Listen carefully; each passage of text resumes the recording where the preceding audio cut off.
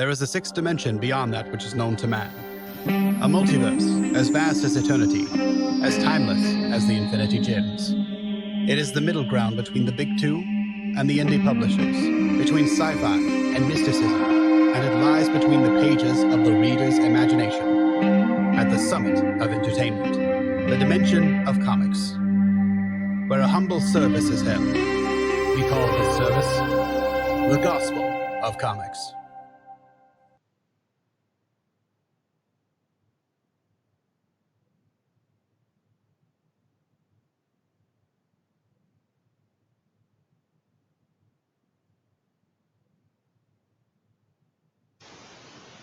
God damn it.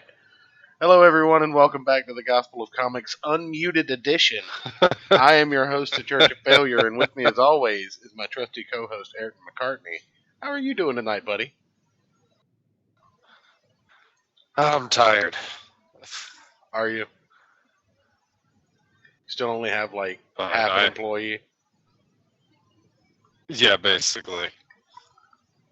Well, with us today, So much fun. in the virtual studio, is Mr. Ryan Haack of, and I love this, Mr. Ryan Haack of Bric-a-Brac. This makes me so happy to say it like that. I'm pretty sure I'm butchering his last name, but he is still muted, so he will be with us shortly. Hello. Yes, I'm here. Thank you. It's pronounced Hawk, but yes. I did do Bric-a-Brac last year, and that was such a fun time. I had such a fun time with you guys talking about that. So I wanted to try to come back if I could. Well, I definitely appreciate it. You mentioned on Twitter the other day in passing, and forgive me for not noticing this before you said something about it. But with the Corona-chan going around scaring everyone, inviting himself into people's houses like a vampire, Right. It's just been so hectic. But you are doing a new title, Or like Kevin Spacey. Yes, a new title. and that is Unspeakable Text Volume 2. Now, Correct. Now, for those who are just coming in and don't know about Unspeakable Text, what's the story behind Volume 1 before we get too far into it? Yes. So very simply, it is a horror and suspense anthology. And so there are stories within this. The first volume I'll just speak about first. There were stories within it. There were 11 stories in that particular volume. And basically, they're just little stories that have some horror elements, some suspense elements, all based in different time periods and locations. And just, they're kind of, I would say the best similarity is maybe the Twilight Zone stories. Okay. In that kind of frame where they're not necessarily gory or anything of that nature, but they have a lesson sort of at the end. They're character driven and concept driven sometimes, and they're really just wicked fun most of the time. In fact, all the time. And so I wrote all the stories. So that's another unique thing about the Unspeakable Text is it's all written by one person. All these different stories. So, and it's not a short story collection. It is a anthology. And all of the stories are individually drawn by different artists. So the first volume had 11 stories, and that was a blast. I thinking about it now, I can't believe we had 11 stories in it. But yeah, that was a total blast. And with this one, we are coming in with more of a vengeance. Pretty much we have 8 short comic stories, 5 prose stories, and a part of a graphic novel that is involved in this Unspeakable Text universe, which what that means basically is there's kind of a weaving thread through all the stories where there is a sentient book, the Unspeakable Text is what it's called, that collects these stories that are supposed to be hidden from the world because they're just so horrible, they're so suspenseful and so scary, kind of cheesy. That's kind of cheesy, but you get the idea. It's that's the idea, is that the Unspeakable Text collects these stories and you are reading them as the audience. And so that's pretty much the concept of the book. Okay. Now, why a horror genre? Why horror? Is that now? I've noticed that a lot of creators are kind of rediscovering the horror comics genre. Yeah. Is that because like the I don't know how you would say it, the path has kind of been cut out by the I don't know the republishing of a lot of horror stuff. Like I mean, The Chair had a lot of success last year, even turned into a Hmm. horror movie on Amazon from Peter Samedi over at Alterna Comics. Right. Mark the weekly Alterna shill off your bingo cards, folks. I was actually kind of inspired by, the Tomb of Dracula, these classic 70s comic books that are, or yeah, Gene Colan, that kind of just classic horror tone. That was kind of the tone I wanted to go for with a lot of these stories. Anything can happen. That kind of thing. A lot of those stories in Tombs of Dracula, they were based in, a secret location or what. Just we're taking a lot of those elements from the Gene Colan kind of thing. And just yeah, you're right. Some of the horror comics of the 70s, I think, especially though, are interesting to me. And I think I before I started Volume 1, I did read Tomb of Dracula, and I was like, I would really like to see something like this, but anthologized, and in different kind of stories, not just dealing with a vampire. But I love horror comics. I think they're so effective and cool, and the form of comics really does cater towards that. Um, that cater towards that, I think, genre. And I think, like you said, with even Lock and Key by Joe Hill. Stephen King's son, Joe Hill, exactly. Mhm. And there's so many great horror comics too. I would say, even Swamp Thing could be considered. Oh yeah, Alan Moore's Swamp Thing. Definitely Swamp Thing. Yeah, or Man Thing. I love how they're, how like DC and Marvel have these little one-off characters that definitely have their own little horror stories. And so again, that definitely inspired me too. I love that. They can still be involved in the same universe with the superheroes, but yet they have their own little. So I would say those are where I got my inspiration from. Gene Colan, that kind of tone. Okay. Now, just a little piece of church lore here. It is one of my holy grails is to find a copy of Giant-Sized Man-Thing. Just putting that out there. That's an actual comic. Marvel Comics put out a giant-sized edition of Man-Thing, and the cover literally read "Giant-Sized Man-Thing #1." And that is amazing. I have to have one in my collection before I die. I don't What know. happened to the days when comic books were ridiculous like that? I love that. Wasn't R.L. Stine writing Man Thing for a time? I mean, I didn't hear how that went, but I mean, you'd think that would be like a great writer for Man Thing. I wasn't able to pick up any of those. I'm gonna admit something. I read the first issue and kept buying it because it was R.L. Stine and Man Thing, but I was not impressed. I can go back and read it in full, maybe, like with a lot of R.L. Like, R.L. Stine has a writing style that, is perfect for the Goosebumps series. It is perfect for what he does best and what he's best known for. R.L. Stine's written other books. You don't hear people talking about him. Actually, it's so true. That's so true. Because you go back to those early Goosebumps, and they really it almost seems like he can only write for teenagers or middle schoolers. You know what I mean? It's almost like every single character. I mean, definitely in all the Goosebumps, all the characters seem to be little kids.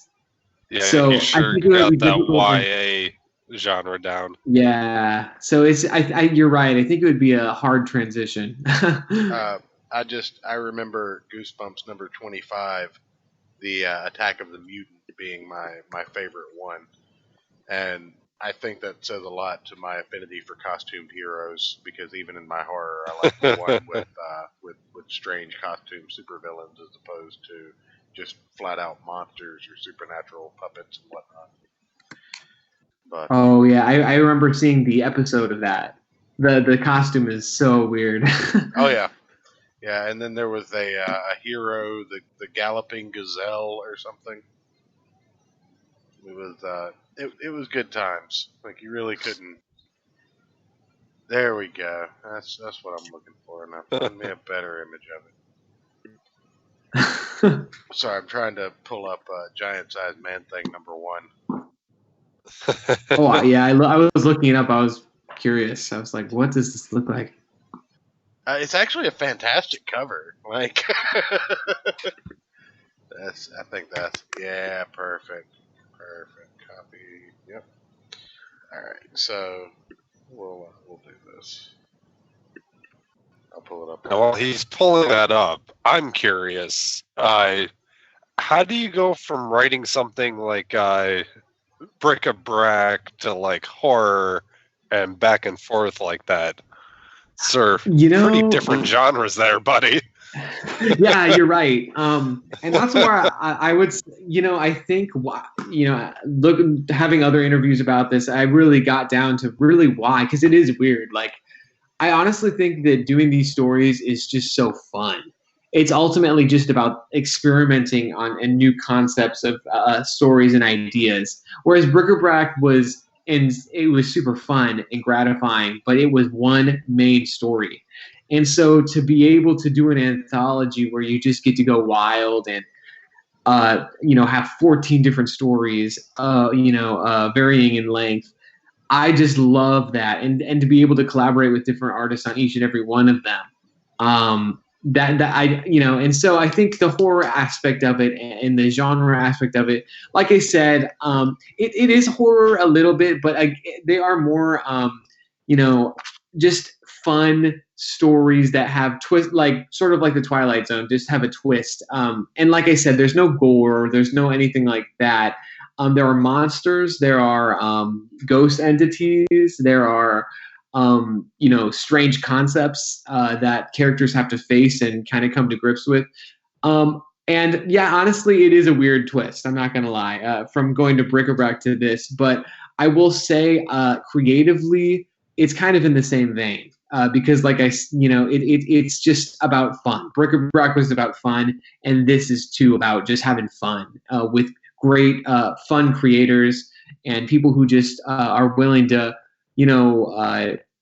go wherever you want them to go in a certain script, or even add more. I had an artist who they were going to do a 3-page story for me, and they ended up being so into the story that they made it 11 pages, and so it's just that kind of fun stuff where you get to collaborate with just awesome people. Now, I don't know if either one of you are looking at the stream, but I do have the cover for the Giant Sized Man Thing up on screen. 68 big pages. Yeah, I'm looking at it. And your Giant Sized Man Thing. The enemy awesome. is the Glob. The Giant Sized Man Thing fights the Glob. So just all kind of innuendo. That's actually a great. Good. Go ahead. That's an amazing battle. The Glob versus. I want to see a battle. I know this is off topic, but I want to see a battle between the Glob, the Sandman, and Clayface. No. Like, what would that be like? Because they're all like so. I want to point out. Like, that would be the best book ever. This entire show is off topic, so you're good. The fact that we've gotten as much in about your book as we have is amazing. Yes. But man, that is something I've always wanted to see. The Sandman, especially versus Clayface. Like, they could never beat each other up. They could never destroy each other. What about Mudman, the combination of Sandman and Hydro Man? That could be great too. I love that. That would be awesome. Yeah. For some reason, I have a distinct memory of pulling that out. Now, during the show, I've been kind of flipping through the cover pages for these stories in blah, in the in Unspeakable Text Volume 1. It was right there on the tip of the tongue. I haven't even started drinking yet. Maybe that's the problem. Probably. But I've been flipping through, and the first one is titled Origin. So, is there an overlying story arc to the first volume, or do the stories just kind of interconnect as the volumes go on? I guess would be the first question. Let's see here. Well, I would say that the stories kind of they're of different times, they're in different places. The characters don't necessarily meet in the different stories, and that could be cool if we have returning characters. But as place in one continent, so North America, because we wanted to keep it consistent in that sense too. So the first story follows the Unspeakable Text, and it gets on the ship with these people who are it's let's say like the 15th century, and these people are trying to come to America, and they're like pilgrims, let's just say. And so this story basically, the Unspeakable Text finds its way on this ship, and when you open up the Unspeakable Text and you look at the pages, it has control of you. So it basically controls them to land at this very specific location, and it gets out and goes on to North America and walks onto North America. This book, and then that's one of the stories. Another story dealing the book specifically with walks. Yes, yeah, on its spine and its legs. It's okay. Weird. You'll see it. As a walking, talking building, I can't judge, but One more story does deal with. We wanted to kind of bring in that American folklore because we are dealing with North America. So Ichabod Crane. After that night on Sleepy Hollow, he becomes a scribe for the Unspeakable Text. So he witnesses some of these unspeakable events and then scribes them down. He hears about some of these events, scribes them down, puts them in the book so no one can hear of them ever again. And so he has a relationship with the Unspeakable Text too. So those are some really interesting. That's a really interesting story. So those are two that deal with the book directly. And, with each subsequent volume, I really want to make it more interconnected. I feel like that connects the stories in a way. And yes, there are a lot of stories that are self-contained because it's an anthology. Right. But at the same time, I want to make it unique in that sense.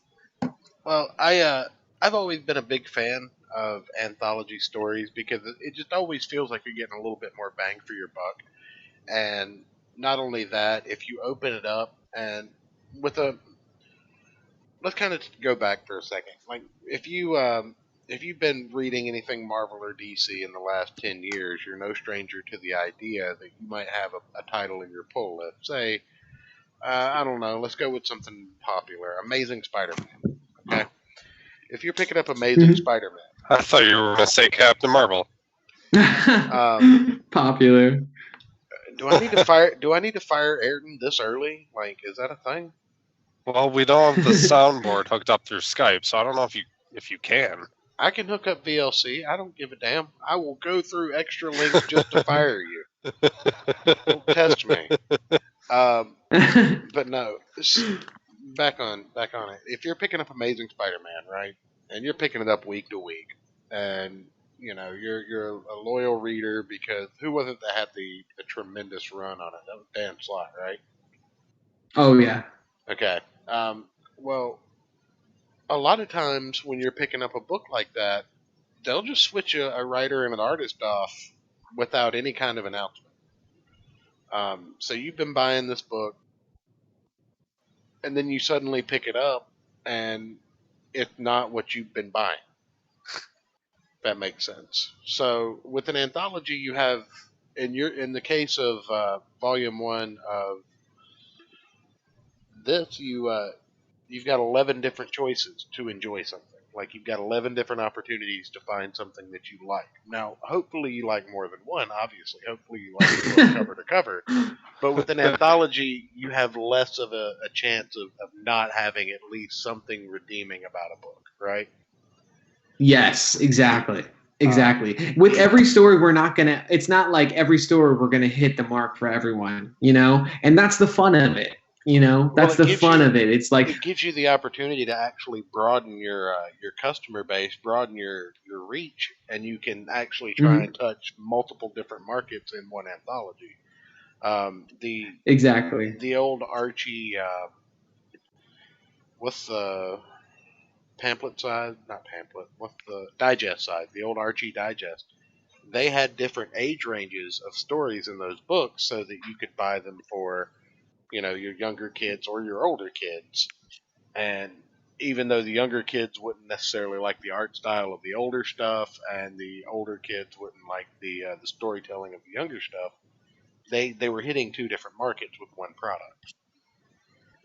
So it just kind of, stuff like that makes me think, like, anthologies kind of fell off the market, and I don't really know that they should have, because even though they didn't see a lot of major success with companies like Marvel or DC that had, decades of established characters, even in the 50s and 60s, or, 60s and 70s, you have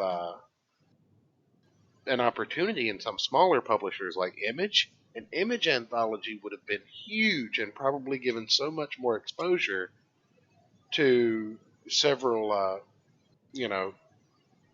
several people that just never got off the ground because they just never got the buzz. They started doing it a little bit with Image Plus, where they'd give you snippets and interviews and stuff like that. But if you had just had anybody at their pitch submit a 4 or 5 page story and put it in an Image Digest that came out once a month,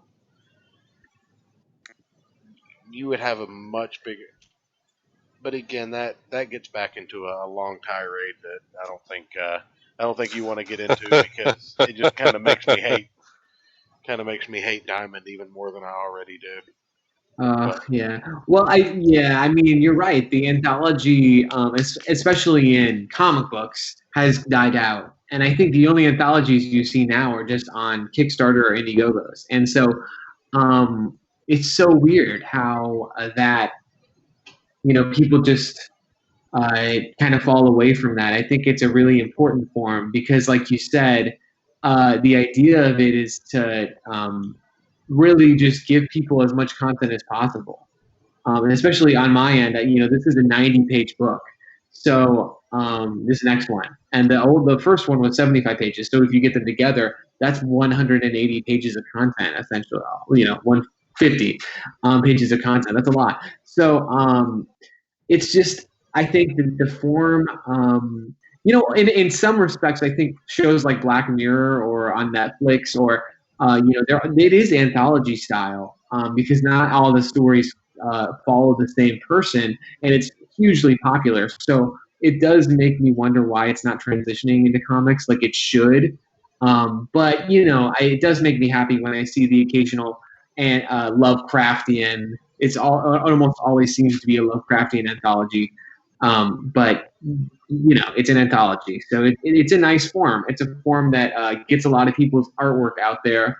I had someone tell me on the first volume that I pretty much letting them collaborate on this book reinvigorated their love for drawing comics, and I just thought that was so special. And I have gotten to collaborate with a bunch of people who obviously they work day jobs, they're not artists. And like me, I'm not a writer as a professional, and so it's just really cool to be able to write a 3-page story that they can finish in a couple weekends, and then when we collect them all together, we have something really beautiful. So the anthology needs to come back. Well, and you just raised a great point there. You do most of the writing for these.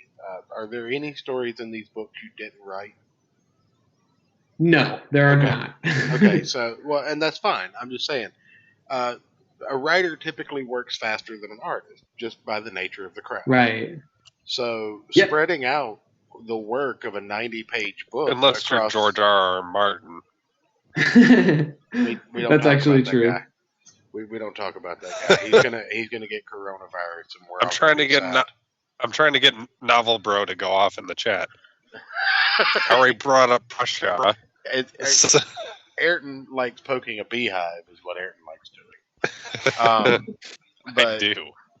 basically, with you writing the entire thing, you're writing the same 90 pages you would be writing for a long form standard comic or two, even. Right. But the fact that it's being spread amongst multiple artists, you're going to have all of your art done. I mean, if you schedule it where you write everything and then send it off to the artist as you get it, your art will be coming back as you're sending off job to the next guy, and you won't have to worry about being 20 pages ahead of your artist. Actually, the book is 80% done already. Right.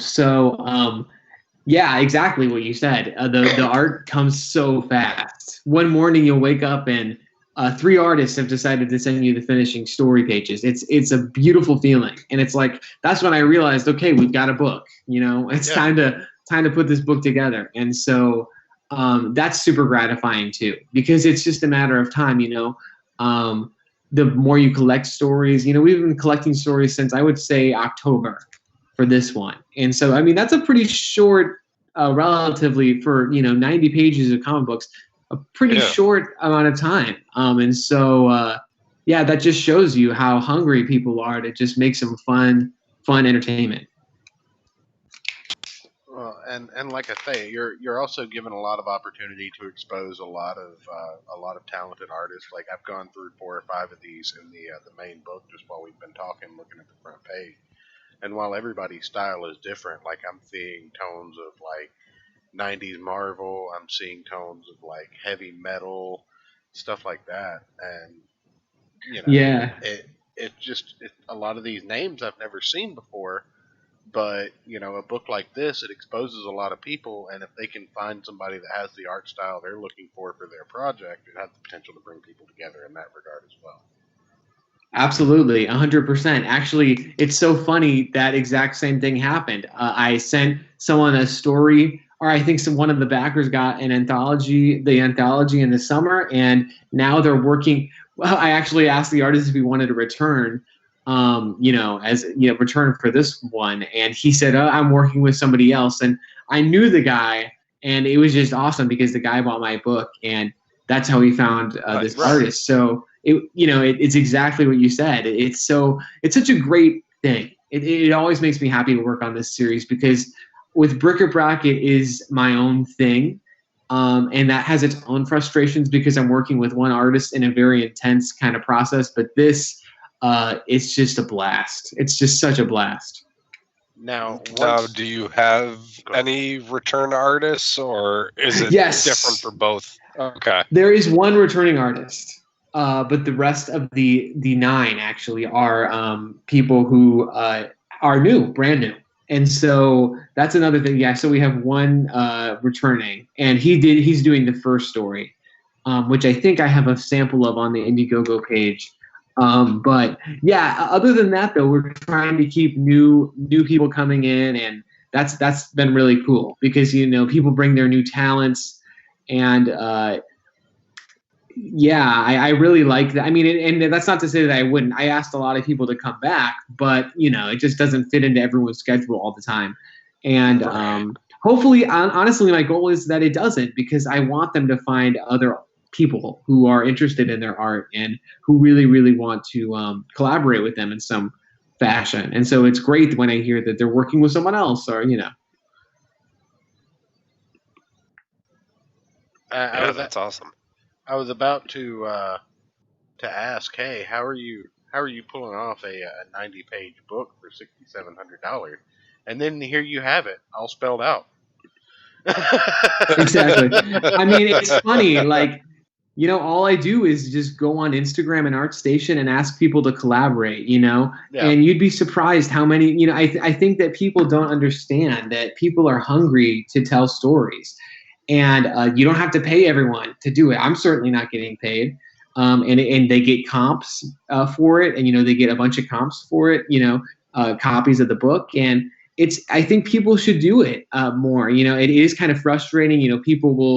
You'll send them a story that you scripted out, and maybe they won't return back to you, but at the same time, you'll have someone who just knocks your story out of the park, And so it's just such an awesome experience. And I really think more people should do it, not just with horror anthologies, but children's stories anthologies or all this stuff. I think this is a really great time to do this kind of stuff. If somebody in the Comicsgate, Indiegogo, crowdfunding comic scene put out a children's anthology comic, I would buy it in a heartbeat, because it would be something that I could probably share with my kids. It would be something that I could give my oldest kid and let him read on it and cut some of his reading teeth on learning how to read in comic books, and something like that.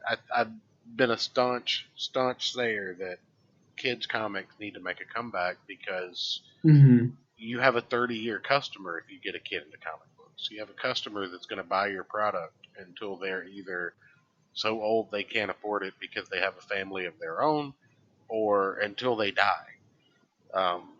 But when you give up on your customer base and you don't entice that new customer, then you've lost the plot. And again, that it all kind of circles back to Diamond, and I've done probably half a dozen shows on it at this point, where I just go off on some of the problems that all lead back to Diamond. But publishers have gotten comfortable. They just have to sell enough copies to Diamond, and Diamond has to entice a shop to buy those copies from Diamond. But once the book leaves the press at Marvel to Diamond, they're sold by Marvel's standpoint. They don't care how many readers end up with a copy of that book. They don't care how many sit on a shelf and languish in a back issue bin, because nobody wants it. But yes, exactly. The accountability of doing your own thing like this and putting yourself out there has just spoken volumes that these are the real numbers. These are the real comic fans that are getting exposed to this, and it's only going to get bigger, I think. Oh yeah, I think so too. And that's the excitement, I think it's just the excitement. What else can we do? I haven't seen, I see a lot of anthologies on Kickstarter, but I wanted to see what it would be like on Indiegogo, because I do think that Indiegogo has more focus on single narratives. Not to say that that's everything, because it's definitely not. But I just wanted to see, what would a project like this do? And, I hope I succeed. If I don't, I'll just try again. But, yeah, it's interesting. Well, Ayrton, did you want to get in? You've been quiet. Are you still messing with Novel Bro in the chat? Not yet. He got off. What did he want to do about George? Oh, okay. And well, he's still going off a little bit, but excellent. Did you have any questions or any comments? I was going to go through the tiers, but I wanted to let you get in before we go through that. Yeah, I'm actually scrolling through the Indiegogo right now. Okay. So I will. Well, probably have something about the same time you do. You can get the Unspoken 2 tier, which is the featured tier at $30 US. It's a physical copy of Unspeakable Text Volume 1 and 2, and a digital copy of Unspeakable Text Volume 1 and 2. That's just $30. Now, is that with shipping or without?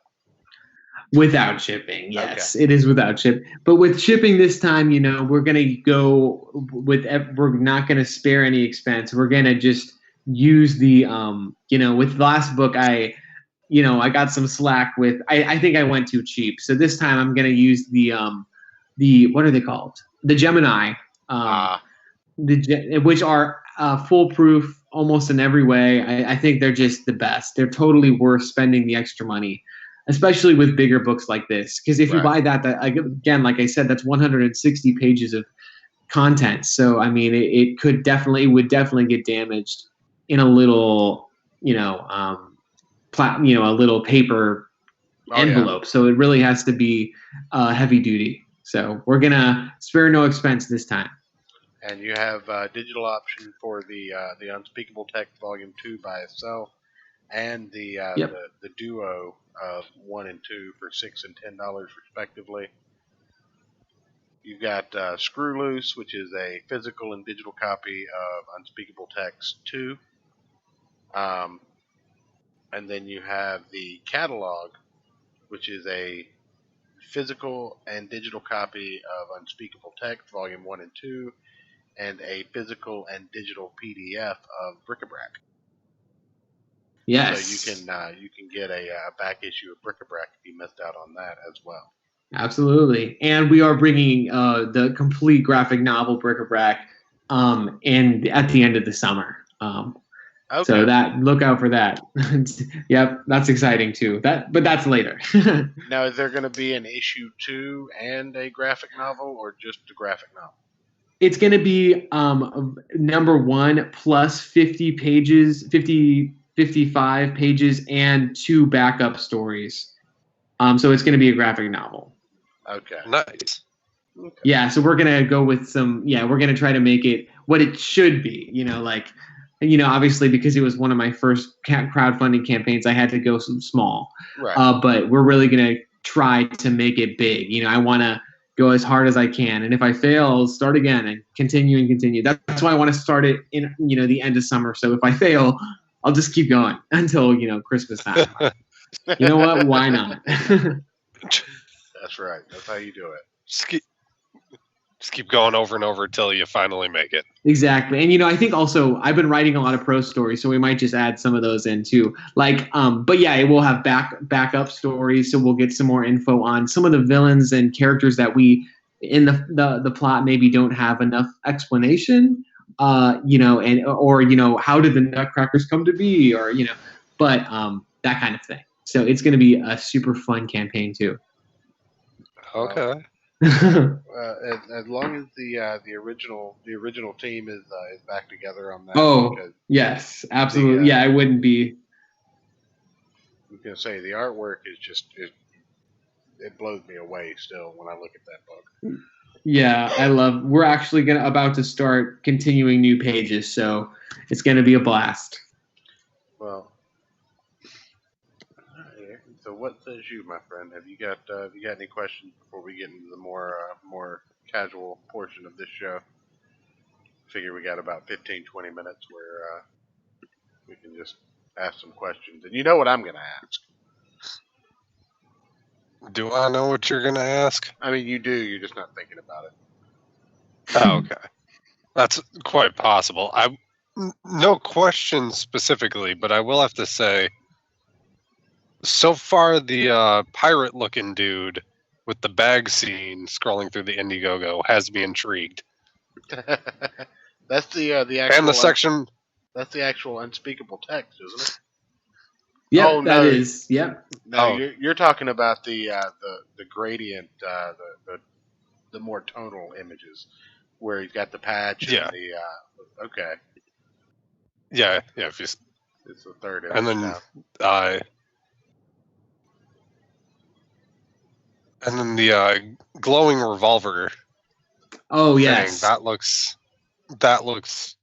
intriguing as yeah, all hell. You gotta Yes. tell me. You gotta tell me about this glowing revolver before we get. Yeah. That is our graphic novel. That is the Okay. small portion of the 20 pages of the graphic novel that's going to be included. It's called The Akashic Records, and it's basically a expanded Unspeakable Text story where it's about these business people who just business people who deal in certain things like pharmaceuticals or they work on Wall Street or all these things. And through their careers, they've accumulated a lot of karma through rather bad decisions or, backstabbing or all this stuff, And so they have these beings of karma pretty much chase after them and try to kill them. And whereas maybe if you were poor and you were being chased by these beings, they would kill you. But when you're rich, you can actually afford these secret weapons that can kill karma beings. And that is what that weapon is that he has in his hand. He happens to be, a very wealthy man. So the wealthy people can afford these things. And they're a part of this secret society that tries to fend off karma. And so that is mostly what this story is about. It's a super awesome, fun story that will continue within the subsequent volumes. So it's going to be this volume and then another volume, and it'll complete the story. And so, yeah, it's a blast. I love this story. Yeah, the art looks fantastic on this. Yeah, it's by my friend Magin Marquez.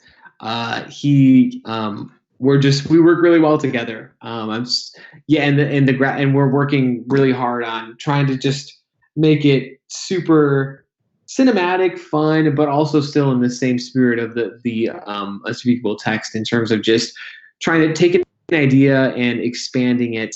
Where a lot of these stories, they probably could be their own little graphic novels. This is where we actually get the chance to do that, and make it something really special. So.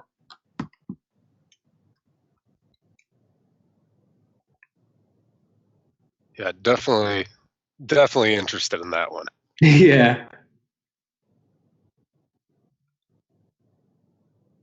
So now, what were you going to ask Church that for some reason I still can't figure out what you were going to ask him about? Oh, well, first off, I want to say that actually gives you another good reason to look at the anthology format, because a lot of these creators that we've talked to all, express having multiple ideas and, having, different paths they might want to go with the story, or, different characters they want to flesh out in different ways. And an anthology lets you do that, and it also lets you get a feel for, if that character is everything you wanted it to be, if that idea is actually going to work out in the way you wanted it to. And you can do it in a much smaller format, as opposed to investing all of the time and effort into to doing a full project and finding out that, where you wanted to do something that was 48 pages and you've got 22. Yes, exactly. Yeah. I couldn't agree more. But no, what I wanted to ask him that you already knew I was going to ask him, Ayrton. So we talked a lot about it. I think we talked a little bit about it on the off airs as well. You know what the big topic is in today's world. It's every news announcement. It's every Twitter post. It's every Instagram account. It's every hashtag. How has the coronavirus affected you, my friend? Me, the campaign, it's affected it. I mean, I can't lie. I probably would be a little bit more successful on it if I had maybe launched it now and this wasn't happening. I think a lot of people, this is actually a time where people launch campaigns and they're super successful. I mean, March, people are getting their tax returns and having extra spending money, but now that's gone, right? Yeah. And so, in an aspect, it isn't probably the smartest to have a campaign right now, but at the same time, I love it because of the fact that, it's just, I share it with friends, I share it on Twitter, I share it over everywhere, because it just shows people that people are still trying to do stuff amidst all of this craziness. People are still trying to strive for something, and if I don't get it, the next day, you bet I will launch the campaign again and just go for it again. And again and again and again and again until I reach it, You got to put an $8,000 stretch goal on there, to where if you get that, you'll add a 5-page story that shows how the Unspeakable text is responsible for the coronavirus. Exactly. You know what? Exactly. There has to be that. There must be something like that. But that's what my ideology is. It's last campaign I took it to heart, like, oh, I need to succeed. But really, the point of the crowdfunding is just it's just a hobby for me. It's just something that I really want to make it happen, and I shouldn't take it to heart. If I fail, just try again. If Thomas Edison failed at making the light bulb once and he just gave up, like how do you, so much would not be achieved. There's so, and I think at stealing the light bulb once. Yes, or that. If he had tried to steal the light bulb and failed, then Nikola Tesla would have gotten the credit he deserved. Goddamn. Yeah. But yeah, I would say it's affected stuff. But ultimately, I love the fact that I also have a bunch of creators behind me on this, sharing it just as much as I do, which is great too. So again, if we succeed, that's a great thing. If we don't, we will just keep going, keep striving, and we do on Indiegogo have the opportunity to extend. So Right. who's to say that if we extend it another 30 days, we might make it. So you never know. Well, I definitely hope you do. Everybody can check the link to Unspeakable Text Volume 1 down in the description below, as well as check out Ryan on Twitter. But the reason I asked specifically about that is, again, I've been kind of obsessing over it since mid-January. Um, you have on your Indiegogo Mid-January. campaign that, what was that, Aaron? I said mid-January? Well, I mean, obsessing over it since mid-January. I've been following it for a while, but Okay. All right, uh, I'll give you that. but you're in New York. I'm assuming you're not in the Big Apple, not in New York City. I am actually in Manhattan. Yes, I You am. are. So Oh. what's the ground level look like down there?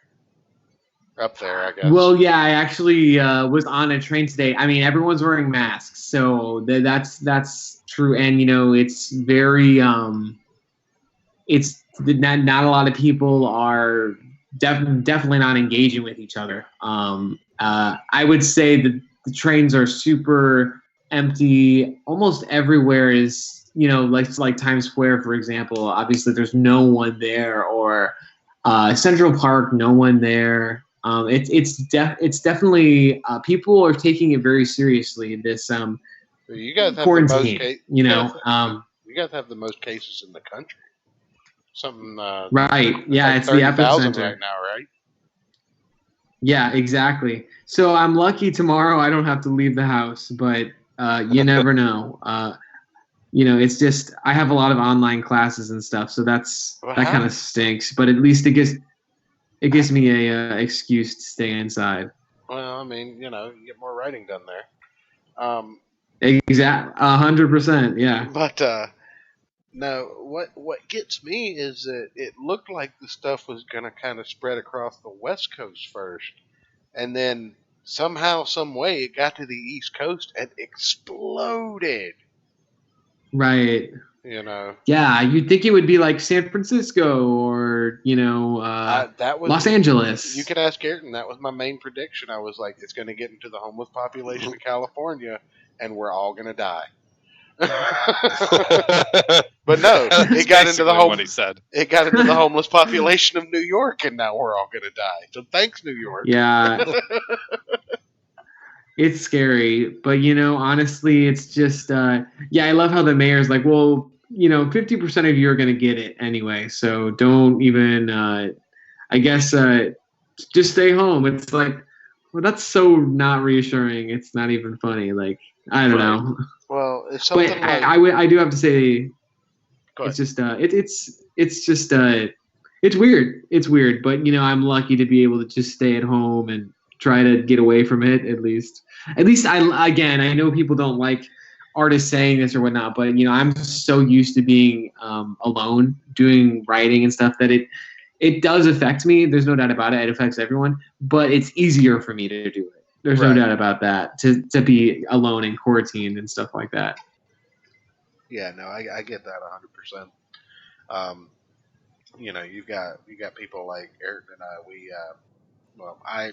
I have a pretty decently sized family, and he and I we have to go out. Like, you have a day job, right? Yeah, I work at like I go to college, so I work at like a restaurant. Oh, okay. Well, are you still working? Yeah, actually, Okay. I do. Yeah, I am still working. So down here where I'm at, they've limited dining in restaurant. You can only get like food to go and through a drive-through and shit. Yeah. So I would expect that it being that prevalent up there, they would have done the same thing. But you're telling me that. Oh, they did. Okay. I do takeout and stuff like that. Oh, So okay. yeah, they definitely Okay. did that. My parents were even telling me today, like, you really shouldn't be working anymore. And it's like, maybe I shouldn't be. I don't know. It's weird. Yeah, but we can't count on the Trump bucks, right? Like we don't know. Right. We can't count Exactly. on the Exactly. we can't count on the stimulus package. Like if we get it, it'll be Right. great, but we can't count And on it it. might be in May or June, honestly. Right. Like, you never And know. you know, Right. what if you don't qualify because you either A, didn't make enough money or make too much money? Right. Right. Exactly. So And I mean, I just honestly think instead of that, we should just get our rent or our mortgage freeze. Or I mean, I know the mortgage is frozen, but like so many people are not going to be able to make rent, and it's all this stuff. It's just right. it's Rent, horrible. It's horrible. utilities. That would be way easier for that would just be way better, I Well, think, than just having to wait for a Well, check. if the civil courts are closed in your area, you can't legally be evicted because they have to get an eviction notice from a civil court, This is which in a true. lot of areas the civil courts are shut down. So Now, there's that. let me posit this, and I will give you the final word, Mr. Hawk. Yes. But with that said, with the whole thing going on, what is your takeaway from this? Where do you think this ends up? Do you think it Where do I think actually it ends up? Yeah. Do you think it passes over? Do you think this is do you think it's time to get our picket signs out and start walking around saying the end is near? Where do you think this ends? I think it ends. I think things will go back to normal, but I do hope that maybe people are. I think we're going to be a lot cleaner of people. I think people are going to be more health conscious. Oh God, I wish I agreed. Which is a good thing. I wish I agreed I so think. much. Yeah, I know. I know it's a little optimistic, but I do think people, at least a lot of people, will be more health conscious and maybe hopefully we'll get 20 years out of it because a lot of people don't realize, but every century or so we have a plague or a pandemic or something like that. Like people didn't remember to wash their hands for 100 years in between coronavirus and Spanish flu. We're kind of screwed as a society of people. Like maybe this is just a herd culling. Right. Yeah, you're totally right. So it's weird. It's a weird time. Yeah, it definitely is that. We have 20 something states that are at least in some form or fashion doing what they call shelter in place or stay at home orders. It's really weird. You got I saw somebody out there that said half the country's fighting over this being the end of the world. The other half is calling it a conspiracy. And some people think that it has something to do with 5G, and everyone thinks that the cure is toilet paper or fishbowl cleaner. But if somebody had told you 10 years ago that you might have to make the conscious decision whether you need toilet paper or to pay your rent, you probably would have looked at them like they were crazy, right? Right, exactly. But in any event, That's it. yeah, go ahead. If you have anything else, Ayrton, and then I was just gonna say it's a crazy time. it definitely is. So I think we pretty much went over everything. Unless there's anything else you wanted to bring up about the book itself. I'm good. I think I pretty much said everything that needs to be said. Well, then I will open up the floor, sir. By all means, if you have anything you want to add or shill or whatever, again, the link for Unspeakable Text Volume 2 is in the description down below on this video. The link for Ryan's Twitter is down as well. But yes, go ahead.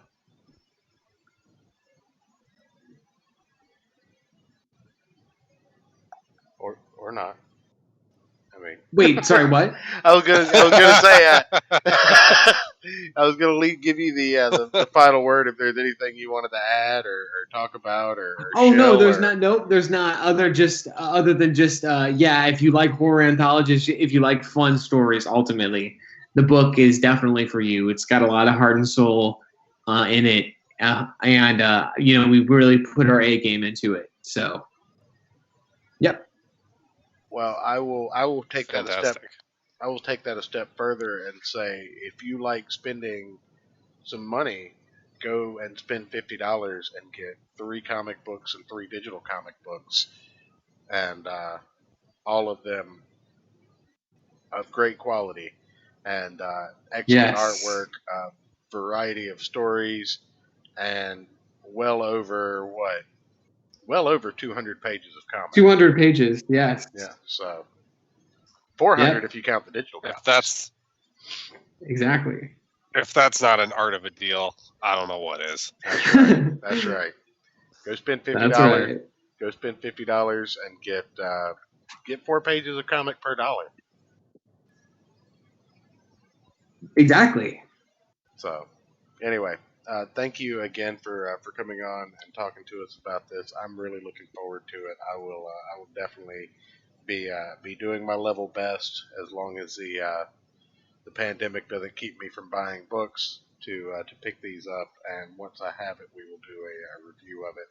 And also, I would go ahead and extend an invite if you'd like to come on later on and maybe do a closing run as this gets closer to the end times of the first campaign, or maybe do a extension on air. Yeah. Absolutely. You know what?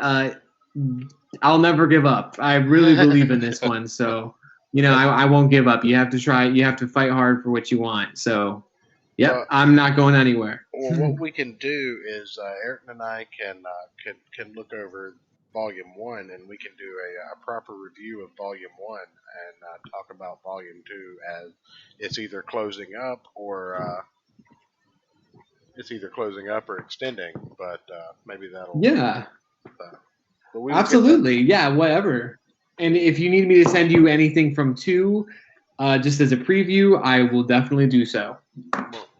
Well, we will get Well, that thank you. scheduled. And again, thank you for coming on with us. I know it's a little bit of a shorter show, guys, but the midweek show. Just wanted to get the interview out there and let Yeah. everybody know to check out Unspeakable Text Volume 2. And we will be back this Saturday, where we will hopefully, barring any complications, be reviewing the case of the Littlest Umbrella and the Ash Can, the Goody Bird.